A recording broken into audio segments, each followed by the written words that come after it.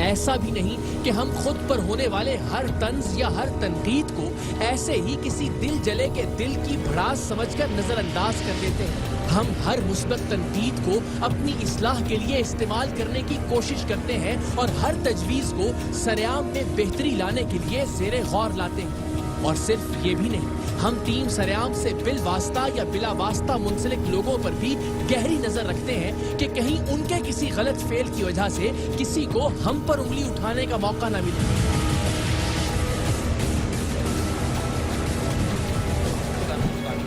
کوئی دوسرا کرتا ہے تو اس کے خلاف بھی ہم یہی کرتے ہیں، کوئی اپنا کرے گا تو اس کے خلاف بھی یہی کرتے ہیں۔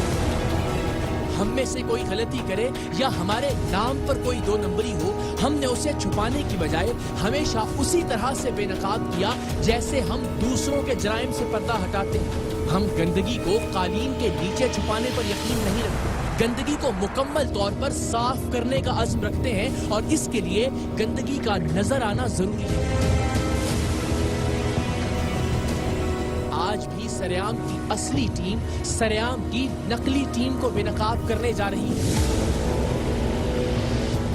سرعام کی وہ جعلی ٹیم جس نے جنوبی پنجاب میں لوگوں کا جینا دوبھر کر رکھا تھا۔ سرعام کی یہ جعلی ٹیم دو طرح کے لوگوں سے پیسے اینٹتی تھی۔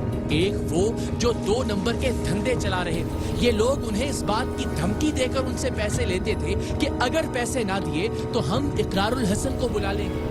اور دوسرا یہ ان لوگوں سے رقم وصول کرتے تھے جو انہیں ٹیم سرعام کے نمائندے جان کر اپنے مسائل کے حل کے لیے ان سے رابطہ کرتے تھے۔ یہ ٹیم سرعام اور اقرار الحسن کو کراچی سے بلوانے کا جھانسا دے کر ان لوگوں سے پیسے لیتے جو بیچارے پہلے ہی کسی نہ کسی مصیبت میں گرفتار ہوتے۔ ایسا نہیں ہے کہ ٹیم سرعام کے نام پر لوگوں کو لوٹنے والوں کا ہم سے کسی بھی طرح کا کوئی تعلق نہیں تھا۔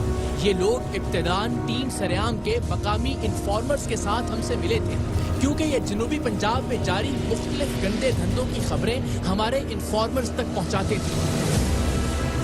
کسی بھی ریکارڈنگ کے لیے جانے پر یہ لوگ ہر زاویے سے ہر مقام پر ہمارے ساتھ سیلفیاں بھی بنواتے، ویڈیو کیمرے کے بھی سامنے رہنے کی بھرپور کوشش کرتے۔ رضاکار جانبازوں کی ٹیم سرعام کی فورس کے ہر ایونٹ میں پہنچتے اور وہاں بھی سیلفی بنوانے کا کوئی موقع ہاتھ سے نہ جانے دیتے۔ ایسا دراصل اس لیے کیا جاتا کہ یہ اپنے علاقے میں لوگوں کو میرے ساتھ اپنی درجنوں سیلفیاں دکھا کر یہ یقین دلا سکیں کہ وہ میرے اور ٹیم سرعام کے باقی اراکین کے بہت نزدیک ہیں۔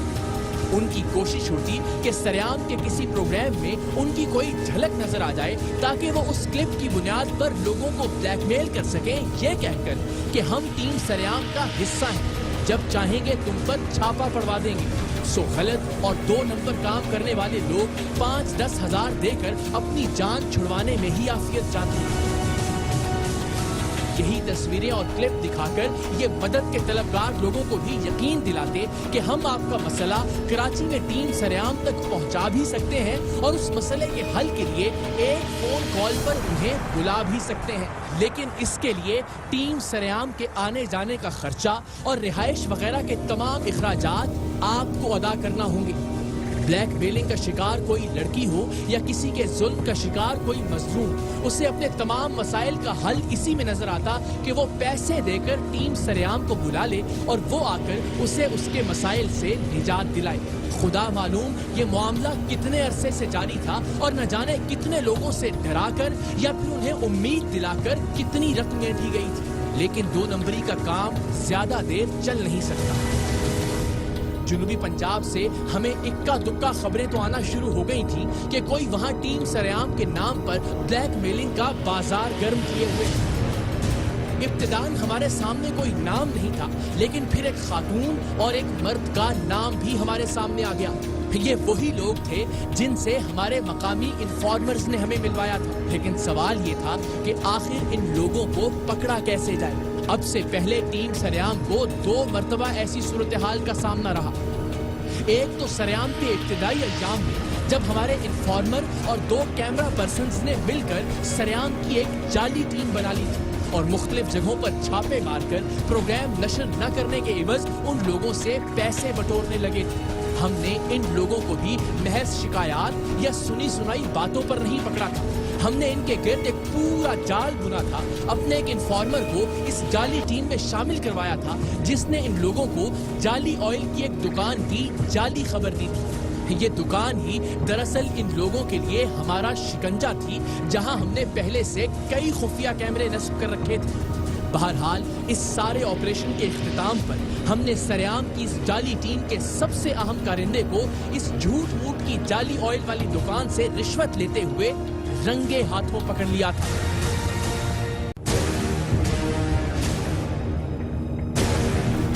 جنوبی پنجاب میں سرگرم سریام کی جعلی ٹیم کو پکڑنے سے پہلے بھی ہم ان کے خلاف ناقابل تردید ثبوت حاصل کرنا چاہتے تھے۔ اس مقصد کے لیے ہم نے ARY نیوز کبیر والا کے نمائندے خرم شہزاد سے رابطہ کیا۔ خرم ان لوگوں میں سے ایک تھے جو ہمیں اس گینگ کی کارروائیوں کے حوالے سے آگاہ کر چکے تھے۔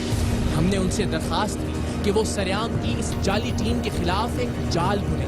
سریام کے نام پر لوگوں سے پیسے کھاتے اس گروہ تک یہ خبر پہنچائی جائے کہ بلیک میلنگ کا شکار ہونے والی ایک لڑکی اور اس لڑکی کے رشتہ دار ان لوگوں سے ملنا چاہتے ہیں تاکہ وہ اقرار الحسن اور اس کی ٹیم کو کراچی سے بلوائیں اور لڑکی کو بلیک میل کرنے والے شخص کو گرفتار کروائیں۔ ہمیں یقین تھا کہ وہ لوگ بلیک میلنگ کا شکار ہونے والی لڑکی اور اس کے خاندان والوں سے ٹیم سریام کو بلوانے کا خرچہ طلب کریں گے۔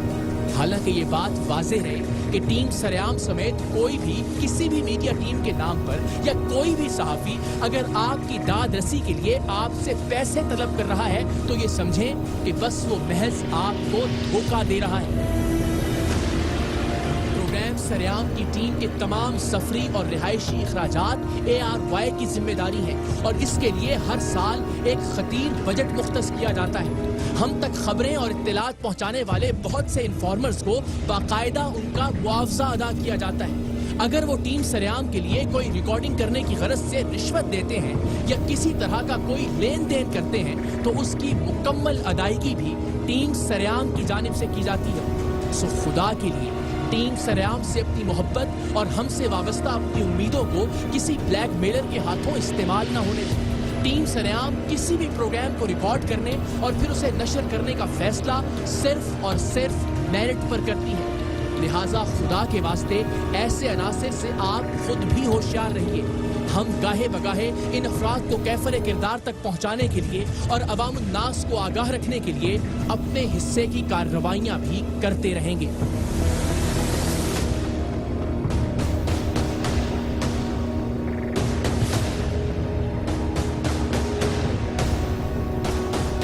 سریام کے نام پر لوگوں سے پیسے لینے والے اس گروہ کے خلاف بھی ہم نے ایک مکمل جال بنا۔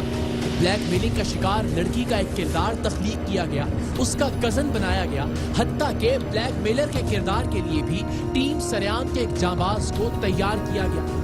ان لوگوں کو گھیرنے کے لیے لکھے جانے والے اس ڈرامے کو آگے بڑھانے کے لیے ان لوگوں تک خبر پہنچائی گئی کہ ایک لڑکی جو بلیک میلنگ کا شکار ہے وہ ٹیم سریام سے رابطے کی خواہش مند ہے۔